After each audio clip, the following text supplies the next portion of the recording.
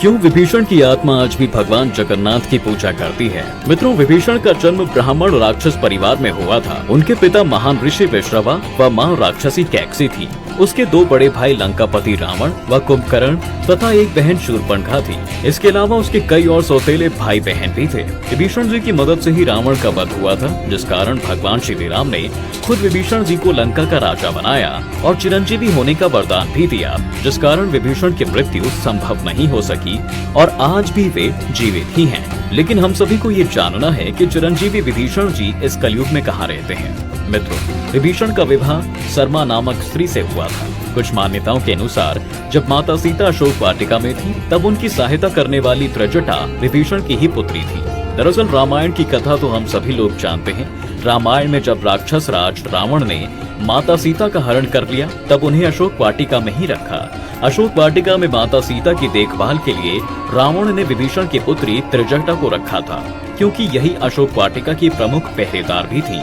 बाद में ये माता सीता की सखी बन गई और त्रिजटा के रहने से ही माता सीता को थोड़ा सा सुकून मिलता था। त्रिजटा ही माता सीता को राम रावण युद्ध के परिणामों को बताती थी। विभीषण जी एक राक्षस कुल के थे, लेकिन भगवान नारायण के बहुत बड़े भक्त थे, इसलिए उनकी पुत्री भी भगवान नारायण की भक्त थी। इसलिए उसने माता सीता का पूरा ख्याल रखा।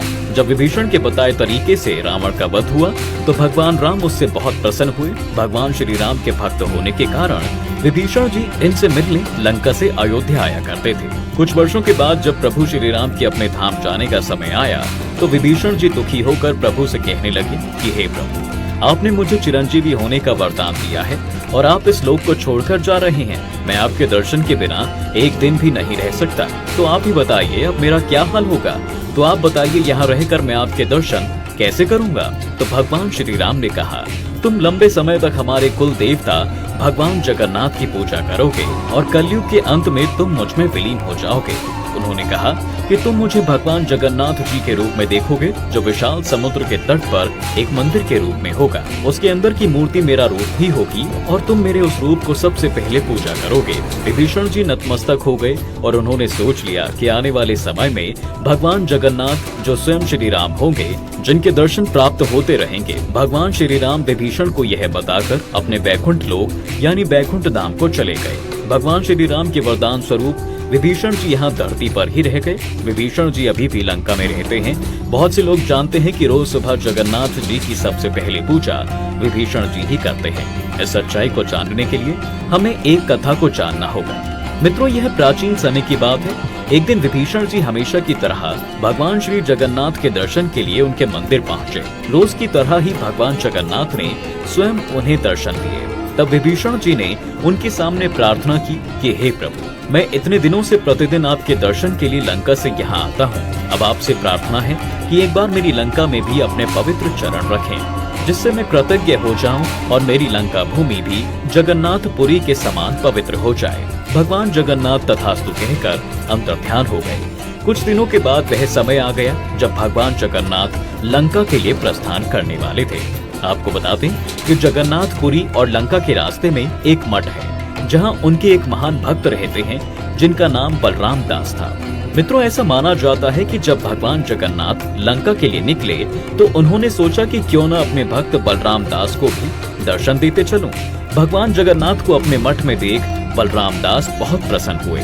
तब भगवान जगन्नाथ ने बताया कि मैं विभीषण को दर्शन देने के लिए लंका जा रहा हूँ। तब बलराम दास ने प्रार्थना की कि हे प्रभु, मुझे भी अपने साथ लंका ले चलिए, और भगवान जगन्नाथ मान गए। दोस्तों, लंका जाने से पहले भगवान जगन्नाथ ने बलराम दास को एक सुराही दिया, जो सोने का था। देते समय इन्होंने कहा कि वापस जाते वक्त मैं इसे लेता जाऊंगा।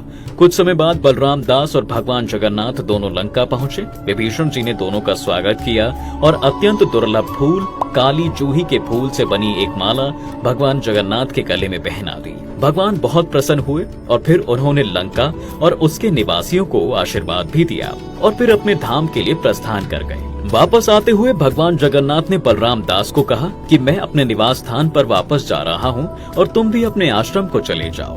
बलराम दास खुशी खुशी अपने मठ में चले गए और आराम करने लगे। जब बलराम दास जी फिर उठे, तो देखा कि घड़ा वहीं रह गया है। यह घड़ा भगवान ने मुझे लंका जाते समय दिया था और किसी भी तरह मैं इसे वापस नहीं कर सका। इधर जगन्नाथपुरी मंदिर में उस सोने की सुराही को लेकर हाहाकार मच गया। लोग आपस में बातें कर रहे हैं, अरे भाई ऐसे कैसे हो सकता है, भगवान जगन्नाथ की मूर्ति के बगल का बर्तन कैसे गायब हो गया। सभी परेशान हो गए। उस समय जगन्नाथपुरी के एक राजा प्रताप रुद्र थे। यह समाचार राजा प्रताप रुद्र तक पहुंच गया। तब प्रताप रुद्र को लगा कि किसी चोर ने भगवान जगन्नाथ का मटका चुरा लिया है। यह बात पूरे राज्य में जंगल की आग की तरह फैल गई और जब बलराम दास जी ने यह बात सुनी तो उन्हें पता चला कि यह मटका भगवान जगन्नाथ का ही है। तब वह दौड़ता हुआ जगन्नाथपुरी में राजा प्रताप रुद्र के पास पहुंचा और कहा कि यह मटका मुझे स्वयं भगवान ने दिया है। परंतु प्रताप रुद्र को इस बात पर विश्वास नहीं हुआ।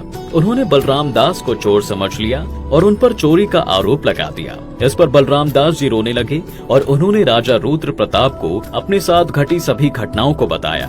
उन्होंने कहा कि लंका में विभीषण जी ने भगवान जगन्नाथ को काली जूही के फूलों की माला पहनाई थी। इस बात का पता लगाने के लिए राजा रुद्र प्रताप जगन्नाथ जी के मंदिर में पहुंचे और जैसे ही उन्होंने देखा कि जो माला बलराम दास ने बताई थी वह सचमुच भगवान जगन्नाथ के गले में ही है।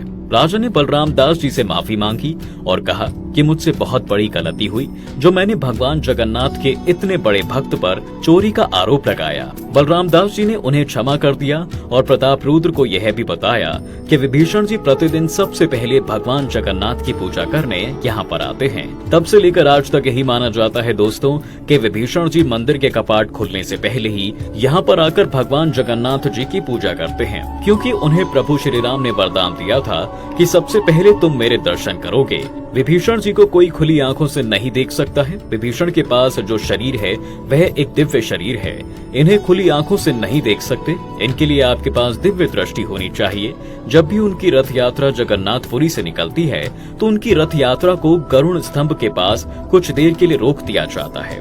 ऐसा कहा जाता है कि हमेशा की तरह विभीषण जी सबसे पहले जगन्नाथ जी की पूजा करेंगे, फिर रथ यात्रा को आगे बढ़ाया जाएगा। इस पौराणिक कथा से ज्ञात होता है कि विभीषण जी आज भी इस पृथ्वी पर जीवित हैं। प्रभु श्री राम की कृपा से लंका में ही हैं और उन्हें कोई नहीं देख सकता, क्योंकि उन्होंने दिव्य स्वरूप प्राप्त कर लिया है। हालांकि कुछ अन्य पौराणिक कथाओं में कहा जाता है कि विभीषण जी श्री राम व अन्य लोगों के साथ पुष्पक विमान पर बैठकर अयोध्या गए। वहां जाकर उन्होंने उनका राज्याभिषेक देखा और वह कुछ दिन अयोध्या में व्यतीत करने के पश्चात पुनः लंका लौट गए। विभीषण ने लंका में धर्म का शासन स्थापित किया तथा कई वर्षों तक राज करने के बाद अपना देह त्याग कर दिया।